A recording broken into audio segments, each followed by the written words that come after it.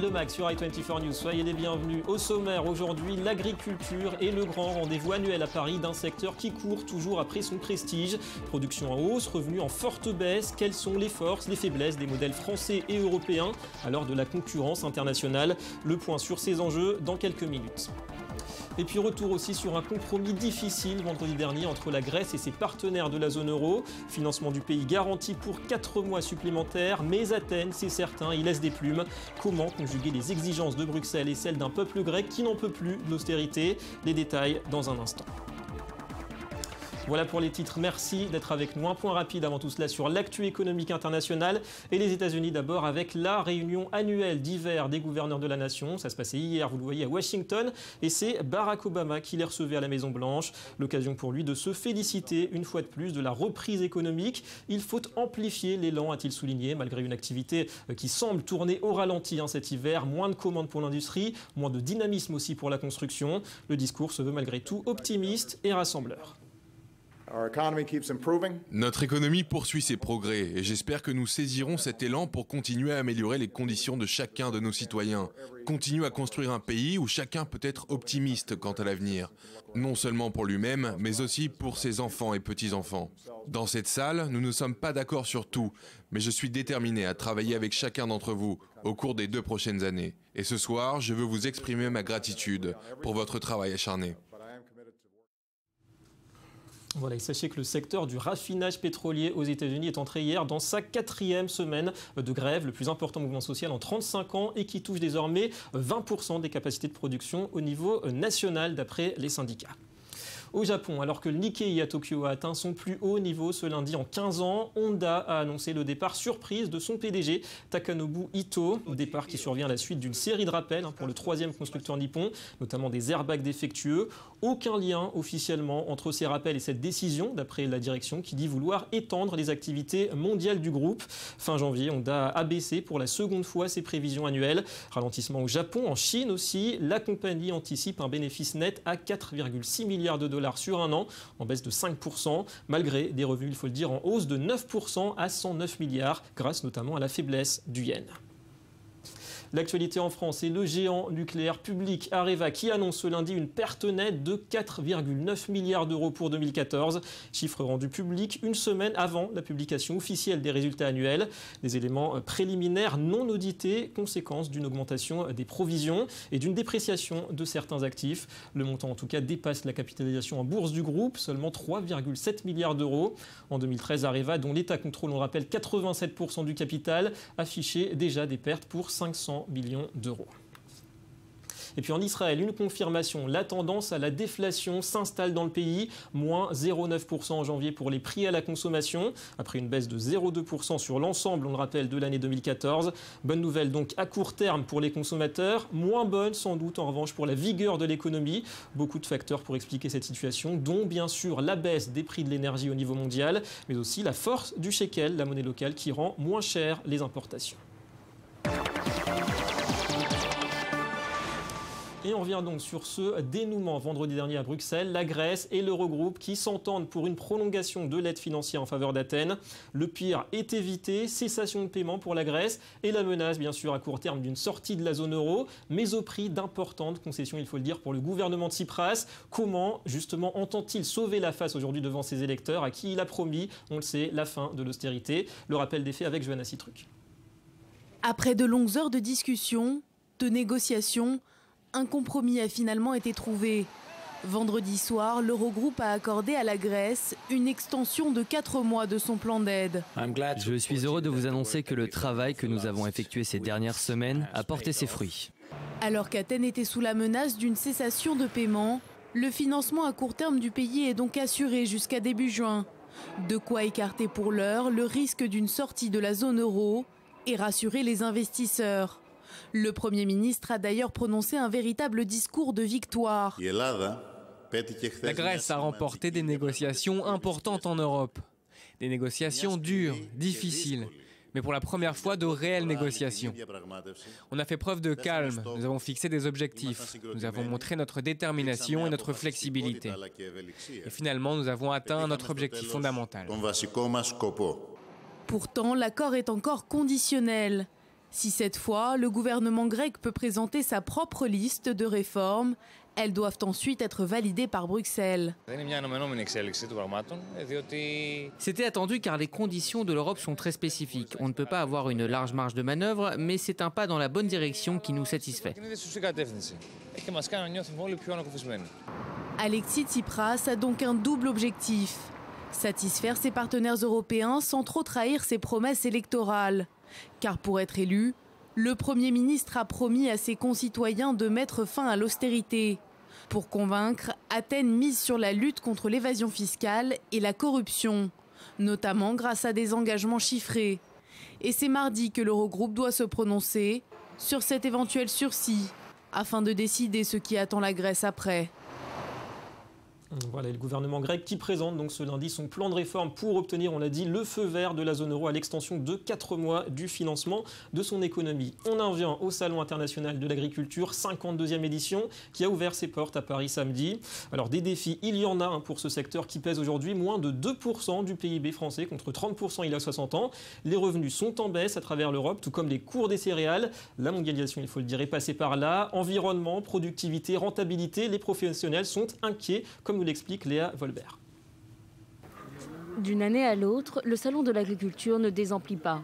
750 000 visiteurs en 2014, au moins autant attendu cette année pour la 52e édition. Mais si l'engouement des Français pour leur terroir est intact, le secteur se porte mal. Toutes les difficultés sont présentes, sur les marchés en particulier, avec des prix qui ne sont pas suffisamment aujourd'hui rémunérateurs. Je pense aux filières animales et en particulier, en tout cas sur la filière porcine qui traverse une vraie crise. Autre filière en berne, celle du lait. En cause, la disparition des quotas laitiers.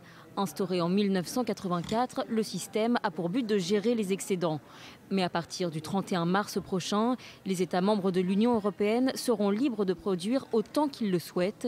Conséquence, les producteurs français redoutent une forte baisse des prix. Et à raison, puisque les grands producteurs laitiers d'Europe du Nord, d'Allemagne et des Pays-Bas entendent augmenter leur production d'au moins 20% pour satisfaire la demande croissante des pays émergents, à commencer par la Chine. Une réforme de la PAC que défend François Hollande. Le populisme, qui d'ailleurs n'est pas propre à la France, hélas, dit qu'il faut sortir les pays qui adhèrent à l'Union européenne de ce qu'a été finalement la grande construction de ces 50 dernières années. Le marché commun, la politique agricole commune, l'Union européenne. Si on écoutait ces populistes, quelle serait la situation de l'agriculture aujourd'hui? Il n'y aurait même plus d'aide qui serait donnée aux agriculteurs. Il n'y aurait plus de garantie sur un certain nombre de prix.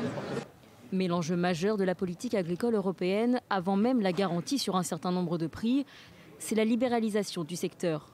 Plusieurs projets de création d'élevage à grande échelle sont déjà en cours dans les pays du Nord. Des élevages qui pourraient compter 1000 à 3000 vaches quand le cheptel moyen français compte 60 têtes. Les agriculteurs français s'indignent d'une industrialisation massive au détriment de produits de qualité. Voilà, et en tout cas, portes ouvertes donc pour ce salon de l'agriculture 2015 jusqu'à dimanche. On va maintenant élargir cette problématique de l'agriculture au cas israélien. Israël, bien connu pour être à l'avant-garde de l'innovation agricole, avec des procédés souvent uniques pour un pays en partie aride. En ligne avec nous depuis le kibboutz Sde Eliaou au nord d'Israël, Raphaël Sarfati. Bonjour. Bonjour, je vous écoute très bien.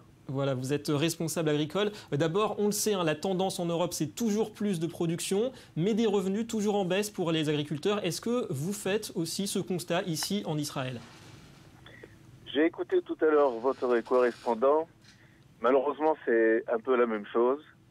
Et je dirais même que notre situation est encore plus grave parce que nous n'avons pas des marchés aussi proches que ceux de l'Europe, par exemple. Ouais. Le problème du transport. Mais il y a évidemment d'autres problèmes, c'est surtout le fait que Israël produit énormément et la demande est très basse. Et le problème, c'est l'exportation. Donc c'est ce qui explique cette évolution. Et qu'est-ce qui distingue selon vous le modèle agricole israélien des pratiques finalement qui ont cours en Europe, le recours par exemple aux dernières technologies?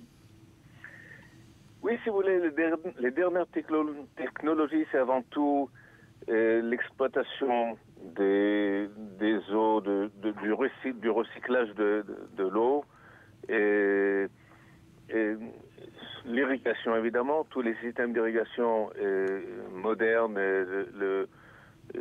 que nous connaissons ici et qui se trouvent d'ailleurs pratiquement partout dans le monde.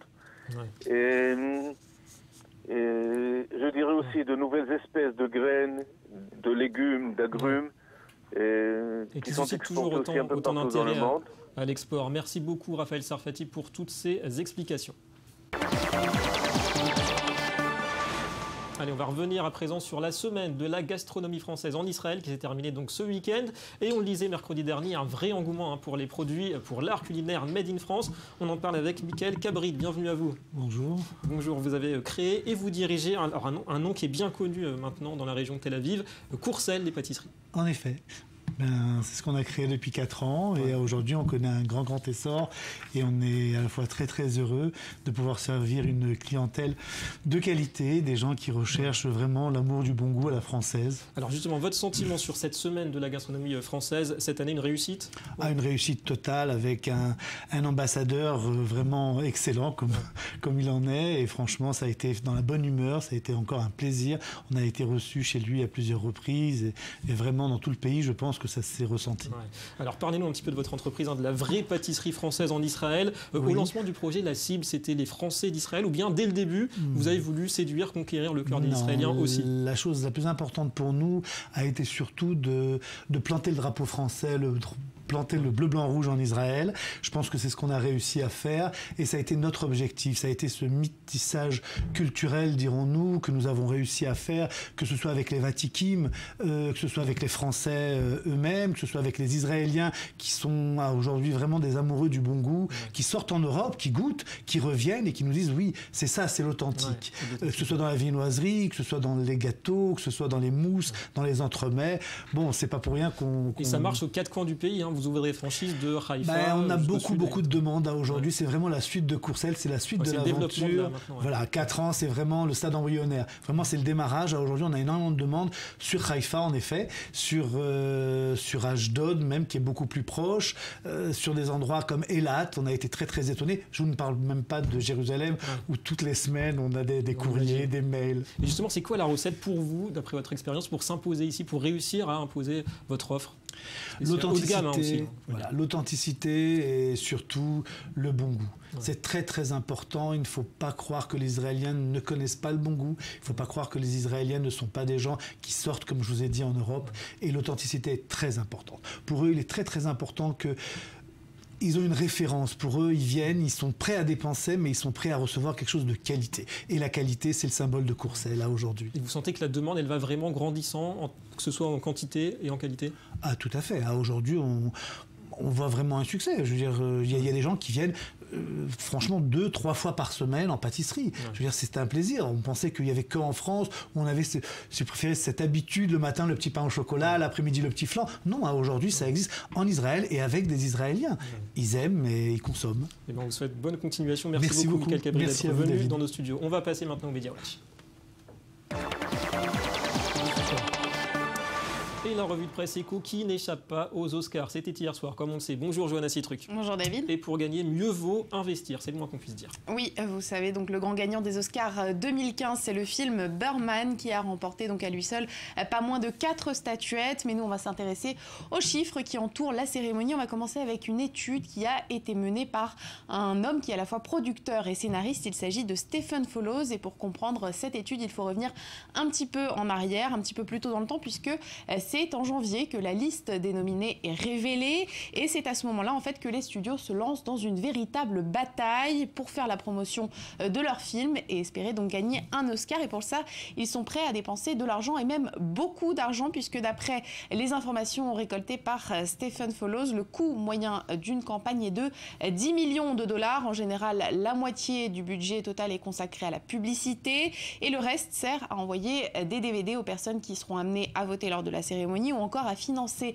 des soirées ou des cadeaux à l'effigie du film. Merchandising omniprésent. Et puis Johanna, pour ceux qui n'ont pas reçu d'Oscar, il y a quand même un lot de consolation qui est assez sympathique. Oui, tous les nominés ont reçu un sac de cadeaux dont le contenu a été révélé il y a quelques jours par le magazine US, le magazine américain Variety. Il y a en fait, comme chaque année, de nombreux produits de beauté, des accessoires haut de gamme, des bijoux, mais il y a aussi des cadeaux un petit peu plus originaux, comme par exemple un voyage en train dans les montagnes rocheuses canadiennes pour 14 500 $. Il y a un séjour en gambling. Le gambling, c'est un mélange de camping et de glamour. Ça coûte 12 500 $. Il y a du sel marin de Méditerranée pour 1 500 $, un bon d'achat pour des sucreries pour 800 $ ou encore un sextoy à 250 $. En tout, la valeur du sac est estimée à plus de 125 000 $. De quoi se remonter le moral si on n'a pas gagné d'Oscar. Ça, c'est sûr. Merci beaucoup, Johanna, et à demain. À demain. Pour la fin de cette édition, merci à vous d'avoir été avec nous. Économie Le Mag revient demain sur i24 News. La Grèce, bien sûr, et puis l'Ukraine et le tourisme aussi en Israël. Restez avec nous, l'information continue.